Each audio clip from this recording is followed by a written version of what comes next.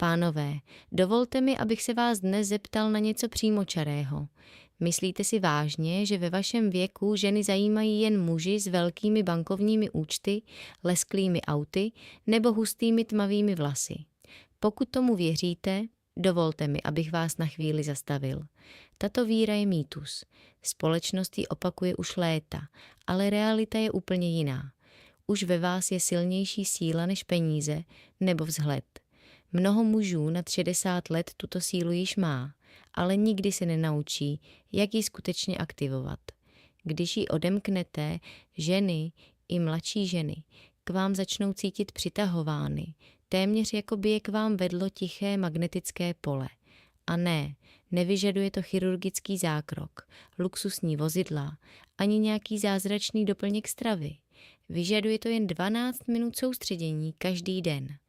Zůstaňte se mnou, protože za chvíli vám ukážu jednoduchý posun, díky kterému se ženy nakloní, budou věnovat pozornost a vážit si vaší přítomnosti, zatímco mnoho jiných mužů ve vašem věku nadále plýtvá energií soutěžením v oblastech, které prostě nemohou vyhrát. Než se ale pustíme do hloubky, věnujte chvilku tomu, abyste tomuto videu dali like, zanechali komentář a sdíleli, odkud se díváte. Opravdu mě baví sledovat, jak se diváci z různých částí světa spojují. A nezapomeňte se přihlásit k odběru, protože každý týden sdílím praktické poznatky o sebevědomí, přitažlivosti, zdraví a dlouhodobé energii po 60. Mnoho z těchto myšlenek vychází z psychologie, vědy a skutečných koučovacích zkušeností. Nyní se pojďme vyvrátit další iluzi.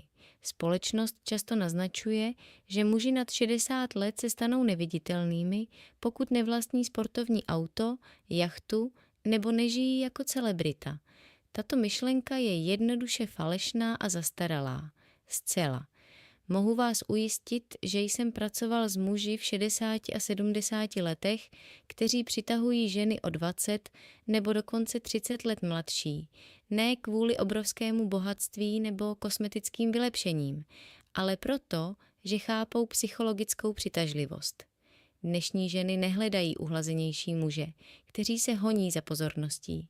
Jsou unavené z nejistoty a neustálého sebeprokazování.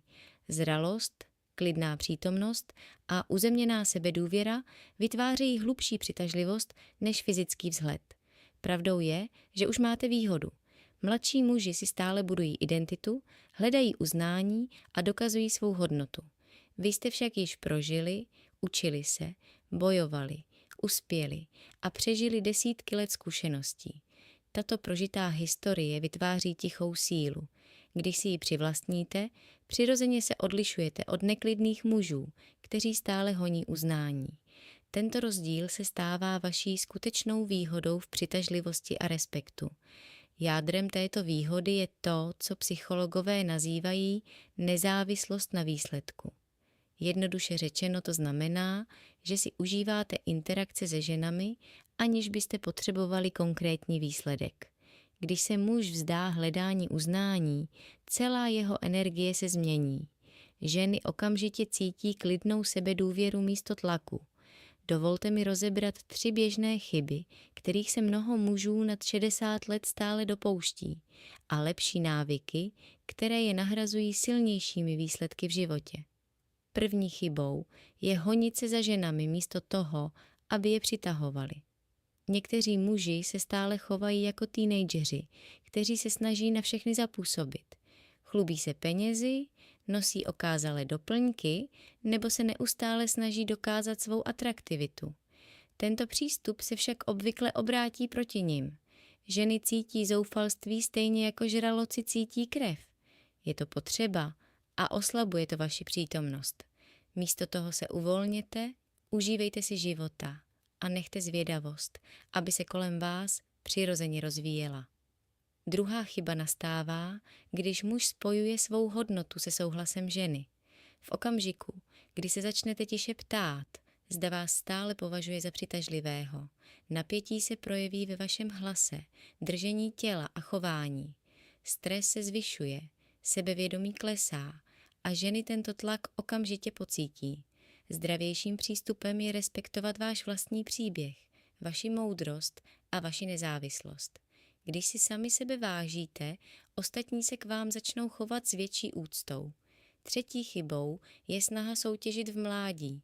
Mnoho mužů si barví vlasy, honí se módními trendy nebo se zoufale snaží vypadat znovu na 35. Ale vám není 35. A to není nevýhoda. Ženy nakonec hledají stabilitu, trpělivost a klidný směr. Váží si muže, který rozumí sám sobě a prochází životem s tichou jistotou. Přestaňte předstírat, že jste mladší. Začněte stělesňovat sebevědomí takové, jací jste. Abyste si tento způsob myšlení osvojili, použijte jednoduchou denní rutinu, která zabere pouhých 12 minut.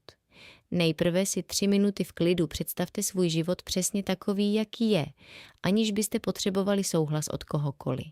Cítíte se spokojeně, vděčně a naplněně. Za druhé si představte, že mluvíte s atraktivní ženou, aniž byste na oplátku očekávali cokoliv. Jednoduše si interakci klidně užijte. Nakonec si 5 minut připomeňte své úspěchy, lekce, odolnost a sílu, které jste si vybudovali životními zkušenostmi. Když tuto praxi opakujete pravidelně, váš mozek se začne resetovat. Místo, abyste se honili za uznáním, rozvíjíte klidné, samovytvářené sebevědomí. Váš dech se zpomaluje, držení těla se zlepšuje a oční kontakt se stává silnějším a přirozenějším. Ženy tuto uzemněnou přítomnost okamžitě vycítí, protože lidské nervové systémy se přirozeně zrcadlí. Když vypadáte uvolněně, cítí se bezpečně a otevřeně.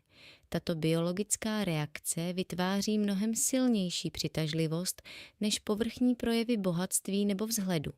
Dovolte mi, abych se podělil o krátký příběh. Jeden klient jménem Frank byl 68 let. Místo toho, aby se snažil upoutat pozornost v místní kavárně, prostě klidně seděl, četl knihu a užíval si ranní atmosféru. Žena, které bylo něco málo přes 50 let, s ním začala během několika minut mluvit.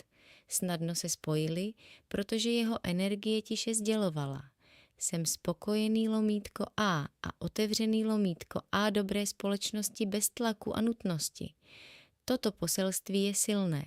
Ženy jsou neustále obklopeny hlukem, online pozorností a muži, kteří se příliš snaží zapůsobit.